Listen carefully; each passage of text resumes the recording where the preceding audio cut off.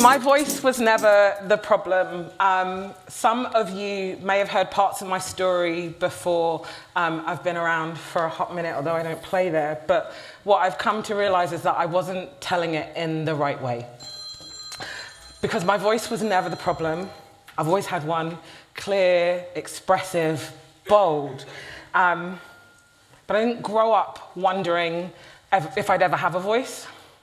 My part was where I was told, be quiet. And so I have a very different story to a lot of other people. So I'm going to invite you into my house. We're going to talk about the first room. I was a gifted child. I am a gifted child. I'm super smart. I'm one of those really annoying kids that I'll learn it before the exam and I'll ace it. Sorry, not sorry. I was ahead. I was capable. I was ready. I had the opportunity, although I lived in the back end of civilization, which was Walthamstow in the 80s, to go to a school in Kensington and Chelsea because my mum worked there. And so instead of doing year 4 at the age of 9, I did year 5, I did year 6.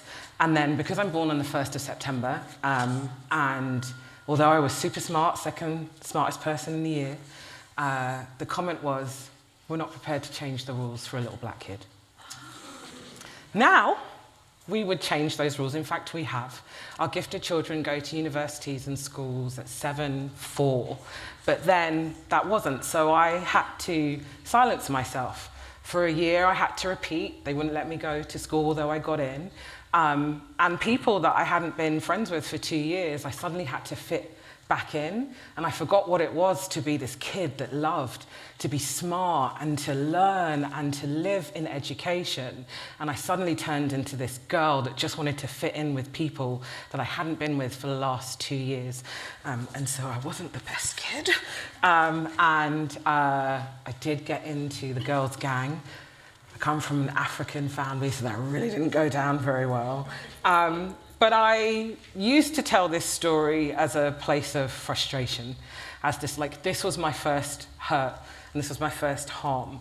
I'm grown and sexy at 43, going on 44. And so now I see it very, very differently to the way that I told it before, because that was the first time that I realized that the system doesn't just support progress. It was designed to control it. Welcome to my second room. This one's a bit more personal, and so I live in a world where I'm going to caveat cautionary tales.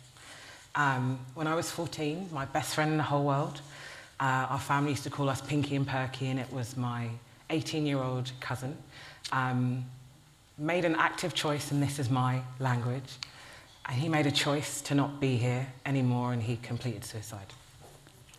So I did what I was always done. I did what I was taught. I come from a really amazing family. I spoke my truth. I used my voice. And it was just a little bit too hard for my family to take, for the adults to hear. I went from a child of love and life to a child adult. I can see some heads nodding for those who understand. And my parents told me to be quiet. And so suddenly the very thing, the fuel of my Bentley Continental GT 2.1, because that's my aspirational car, suddenly my tank was empty, and they basically told us, pull off to the side of the road and don't say anything. And it wasn't strangers, it was my family, it was the people that I trusted most, and for a long time that made me really, really quiet. But it taught me that the environment shape what we're allowed to say. And so for 10 years, I lived in silence. I internalized everything. I didn't lose my voice, I just stopped using my voice. I just stopped using it fully. I learned how to hold things in, how to filter, how to be the version of myself that other people wanted me to be, how to cry quietly by myself in the toilet, and a whole host of things that as women we are taught to do, especially if you went to an all-girls school, and that is another talk. But from the outside, it probably didn't look like silence. But internally, it was. And that's the part that we just don't talk about enough, about having a voice. That isn't the hard part. What we don't talk about enough is how do you keep it?